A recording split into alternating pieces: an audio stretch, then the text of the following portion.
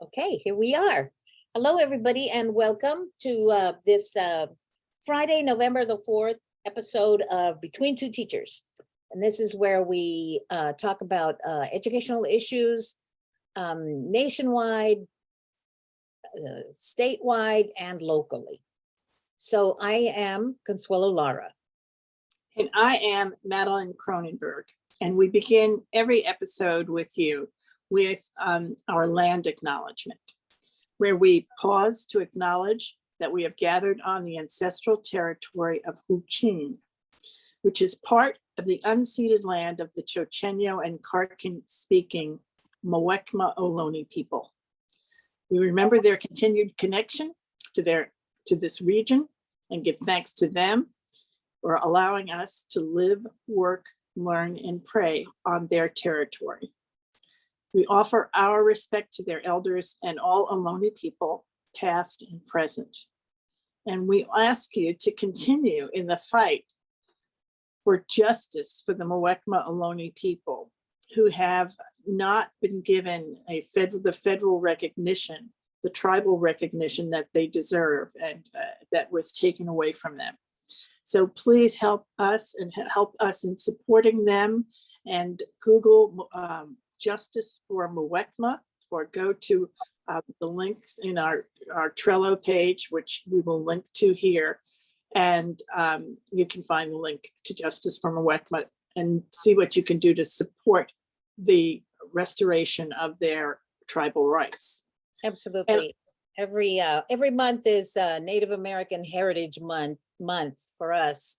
Not just November. So exactly. This is a part of the fabric of our community, and we really need to recognize that. I mean, the other part of that is many of you are in education. If you're watching us, and there are things you can do to support our tribal communities, and the biggest one is to look at the curriculum that you are responsible for, or are aware of, or are somehow connected to, and see whether or not the curriculum in your school programs is centered on our Native populations, as opposed to not centered on them. And there has been curriculum put together by the end.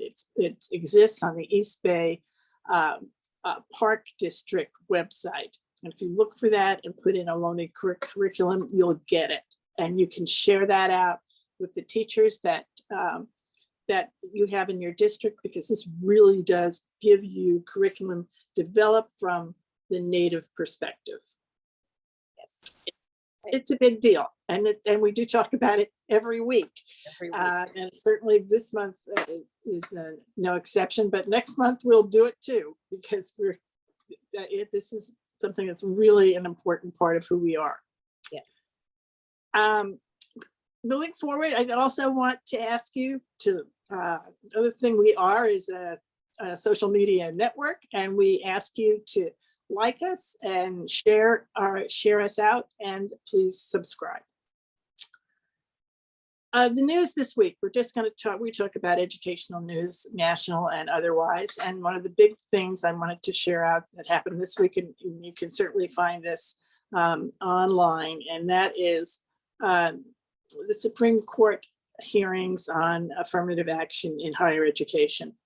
Both Harvard and the University of North Carolina had their cases heard this week by our Supreme Court. And it is likely that all efforts at giving racial preferences or attention to trying to give racial equity will be gone. It's very likely, although the arguments are, if you listen to the arguments, they're very, very powerful arguments to keep it. But we've got a political world that probably is not going to allow that to happen. But anyway, that was very big news this week. Another thing that happened in California that I did want to point out is that Marin County, and this has got to do with who we are as a county, who you are as a county. Marin County is not a huge county, not as big as Contra Costa in population, but has a lot more money. And Marin County created $1 million fund to honor their retiring superintendent. Wow. I must really like them. She had been there a long time. And she's now retiring, and they put this fund together to assist children. It's a fund to try to create equity in different programs that they have. So it's a unique thing, that the kind of fund that can only be created by a very affluent community, right? So it's not something that happens very often. And also there isn't superintendents that usually stay as long as she did in Marin County, but they've done it. They put in $1 million fund to honor her retirement. Yeah. Honor her. That's something. Oh, goodness, to do good work in her name. Yeah. Yeah, exactly. So that was a really interesting thing. So I wanted to share this out. I figured I would do this. All right, in West Contra Costa,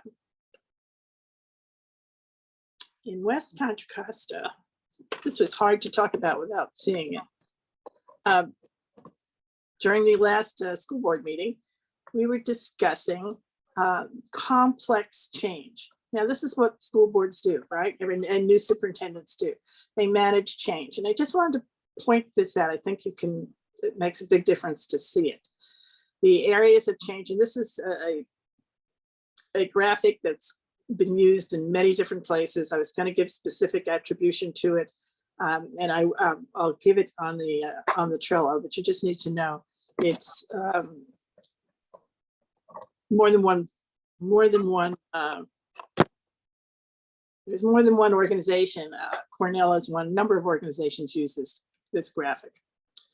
And so here it is. The idea of managing change is what do you need in a big organization to manage it? You need vision, skills, incentives, resources, and an action plan. And if you have all of those things, you do create change. And I do really believe that makes total sense to me. Those are the components. And then they go on to explain what happens if you're missing just one of them. So if you're missing vision, you still have your skills. People know how to do what you need them to do. They're incentivized to do it, which means that they really feel like they're on a team, right? They're resourced to do it. There's no lack of funding. And they have an action plan. So that will create confusion because you don't have a vision. If you have a vision but no skills, you still have the incentives and the resources and the action plan, you create anxiety. And that makes sense because you're anxious because you are not sure how you can't do it. This is the most interesting one to me. I think that right now, particularly in West Contra Costa, they have vision, they can have skills and be trained. Incentives means you feel part of a team. That's missing when you're in the middle of a very difficult labor negotiation. And until you get past that and are a team and not two opposing adversaries, which is what you are until you sign up, until there's an agreement, you're adversaries. That's how this is set up. You don't have any incentives. You have no incentive to feel that I want to do this because I think it's the right thing, or because I'm not incentivized to do it, even if there are resources and there is an action plan. And so I think this calls it out. If you don't have incentives to be on a team, you have resistance. Absolutely. Yeah. And if you have resistance, it doesn't matter if they send you to the PD training, right? You're not going to take it in. There's no motivation for it. No motivation. None. So even if you're sitting in the room, you're not gonna, your ability to really trust and respect the people who are delivering it is gone. Yep.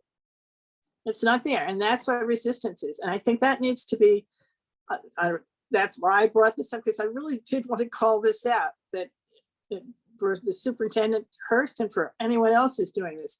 That's the key thing. And as long as you have resistance, then there's no point going through the rest of it. You have to address it, just like you have to address any of these other ones. The other ones are easier. The incentives, the team building is the hardest one, I think. And they need to address it. And the other ones that they have here, as you can see, vision. If you have vision, skills, and incentives, but no money, no resources, people are frustrated because they can't do anything because they don't have the resources. And that's just frustration. And if you have vision, skills, incentives, and resources, but no plan, then you have false starts because you don't really have a plan. Yeah, you don't know which way to go. Right. That actually is very good theory of complex change. So if we wanted to apply this theory to what's happening today in West Contra Costa, for instance, where this came from, we could do that. We could Yeah. take theory into practice, and it's clear what needs to be done for the district to move forward. So, the incentives is where we are right now. That's exactly where they are. And the resistance, I mean, if they're looking at the resistance, the incentives are in the contract. And you can't, it's, I think, foolish not to recognize that. Yeah. I Absolutely. mean, they're not anyplace else. No. Right?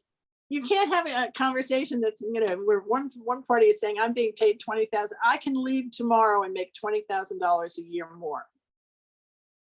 Well, and that's what you're trying to address. You need to address that. Yeah. Wow. Well, that's something. That is really something. Yeah, it is a big deal. And the thing is, they have it. They're, I think, on a verge of a labor crisis. And the last time they had a crisis, they were apparently the first teachers union. They hold the unique distinction in 1966 of being California's first teacher strike. Really? Oh my gosh.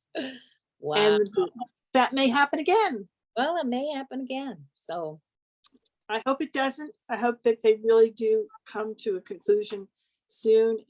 No one is served by a strike. And honestly, the incentivizing trust is, if you get to the point where you have a strike, rebuilding trust is almost impossible. it's just awful. It is a no-win situation For a long time. for a long time. Right. And- And it is an absolute way to set your children back. So we all just need to know that. All right, so that's that. I did want to point out, we're of course supporting, next week is the election. We're supporting 28 for arts and music, which is actually not opposed by any, but still is not opposed by anyone. There are a couple of newspapers that might oppose it. So we're supporting yes on 28. I have a best practice I wanted to call out. Let me see if I have it on here. I saw this and I thought, this is such a good idea. This is the College Corps. So California now has a College Corps. And the College Corps is, they will pay college students, and it includes Contra Costa County, because it's through Cal State East Bay. And they started in Monterey, but apparently it's Cal State East Bay is included. And what they have is they will pay college students to work in a variety of places in any three areas: in K-12 education, in climate action, and in food insecurity programs. So in food banks, and climate action programs, and in education. And what happens is that you will be paid. The college service program, led by California Volunteers and the Office of the Governor, will provide undergraduate, low income, and AB 540 eligible students stipends and educational awards of up to $10,000. to help pay for college as they participate in community service. So this is a new program. It's a brand new program that that California started. So it's really worth applauding. Yeah, And very good. it is very good. And I was really impressed by that. And then the other one I wanted to talk about was, I still think people are not aware of the program in the libraries, the free tutoring service. Mm. And I'm curious whether or not, because I haven't seen it really called out at any board meetings, Mm-mm, mm-mm, for sure. right? No. And I don't think teachers are aware of it, Yeah, right? That this is an extra partner that you can use. And what I'm hopeful is that we don't duplicate services. California is paying for these online tutors for everybody in the state, for every student in the state. So Well, we should use them instead you know, of bringing in other services. every school has a website. Mhm. And lots of times they list resources, and this should be listed on every school's website. Right. Absolutely, absolutely, right there, so that everybody knows this is an option for everybody. So, It's yeah, a big deal. And I really hope that happens. Anyway, that's why I call it out, because Cool. I think it's if nobody uses it, it will go away.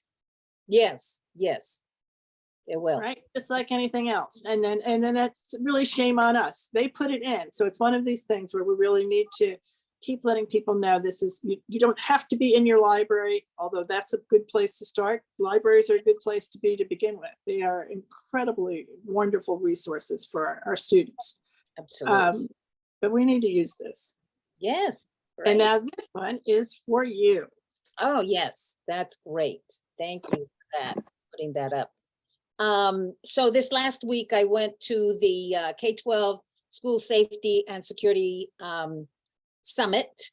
It was a national summit. It was 3 days in the morning online, and it was pretty amazing.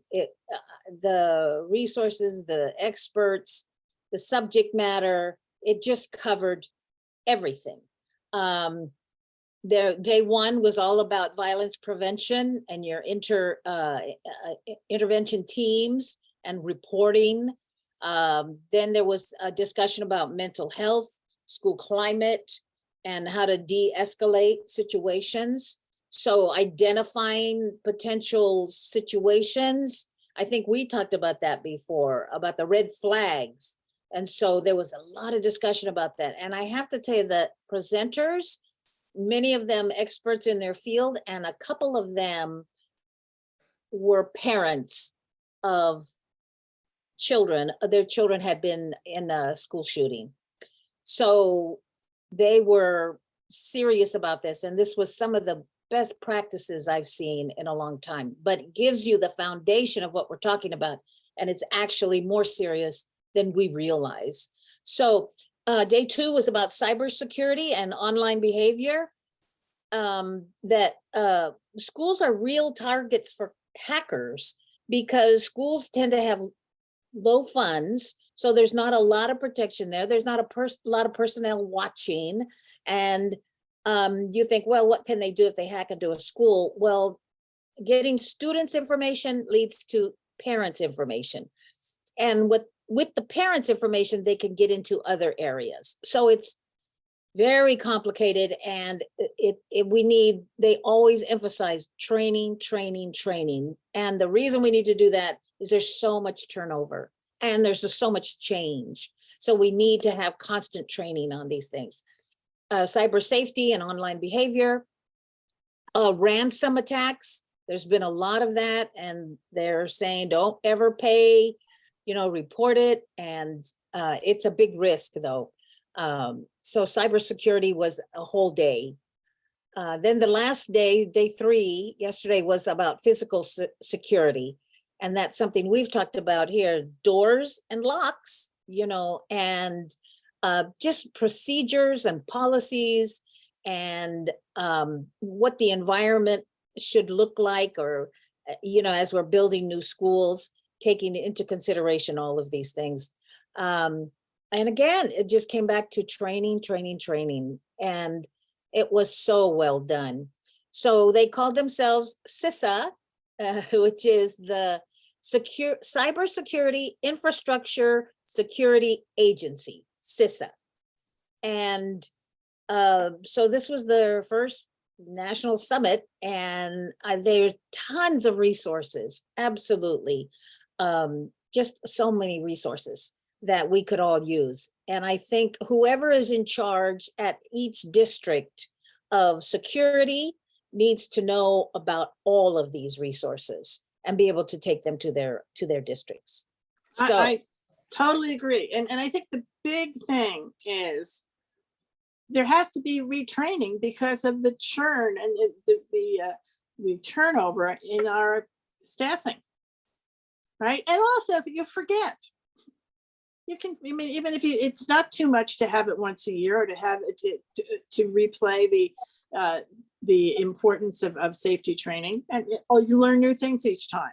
So it really is the kind of thing that we need to put resources into to make sure that all of our education staff is trained. that everybody is trained. Yeah, Right? absolutely. Because all of the tragedies we've seen there is, all kinds of lack of training. I mean, and we've talked about Uvalde. Uvalde now has its new superintendent who's going to try to unify their community. Their community is split.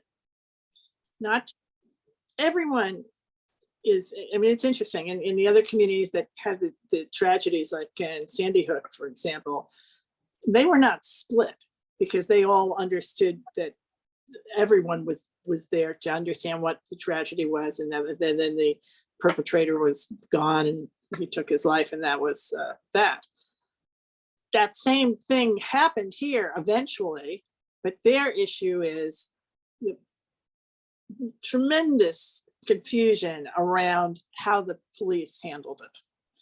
And the other part is taking responsibility for that, That's right. right? I mean, what you cannot get past the fact that there were 400 people there. Yeah. I mean, that's there were more officers than there were children in the school, Yeah, yeah. and they didn't go in. Yeah. So I Right? mean, everything has to Anyway, be, all of that has to be looked at. People Yeah. have to look at that, right? And we have to look at the things we take for granted. And one of the things is that you take for granted that they'll help. Yeah. Right. Yeah. And this is a human thing. I don't think they knew that they weren't going to help, but they in fact did not. Yeah. And there isn't any way around that. So, and that means that conversation is not going away. conversation, dialogue, input. We need to constantly be talking about this issue. Okay. We really do. We really do. Right. Then the other thing I wanted to share out is that in Contra Costa County, we have a new office of racial equity and social justice. And they have met, and I've also here, I'll pull this out.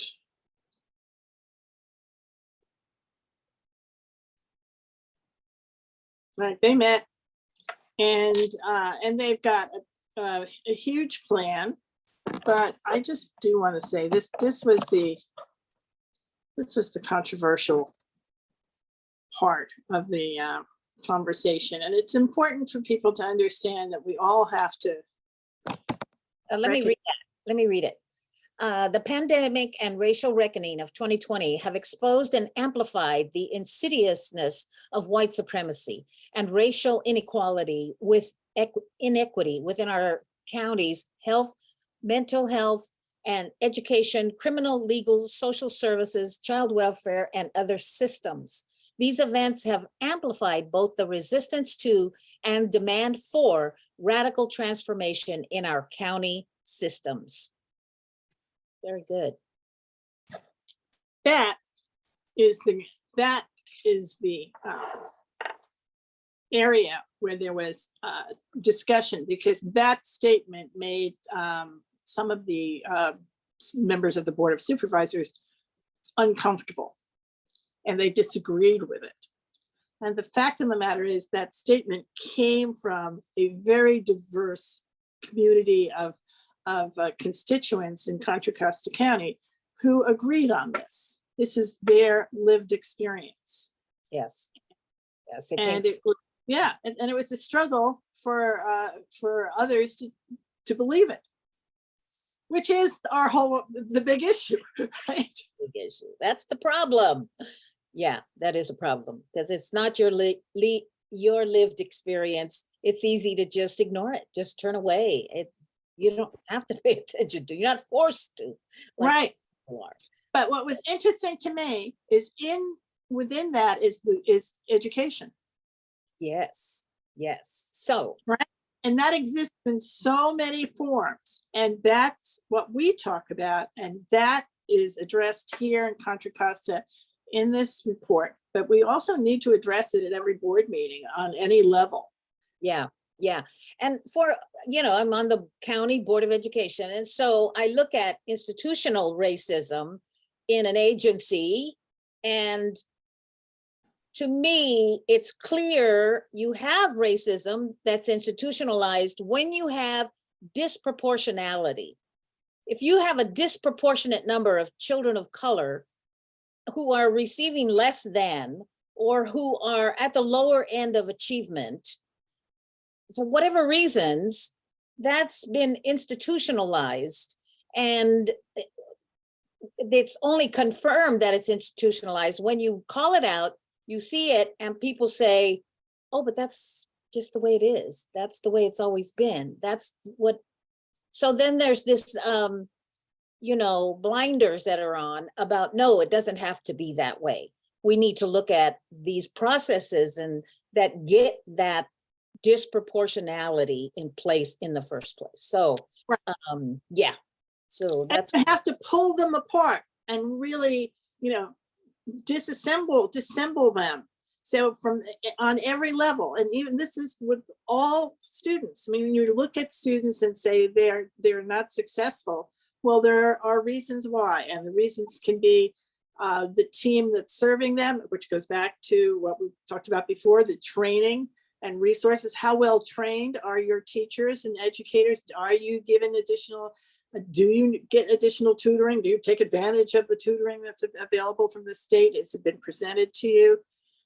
Do you have rigorous materials to learn from? Or is less than acceptable? Yeah. Because there isn't that much more expected. Yeah. But that is really what it is.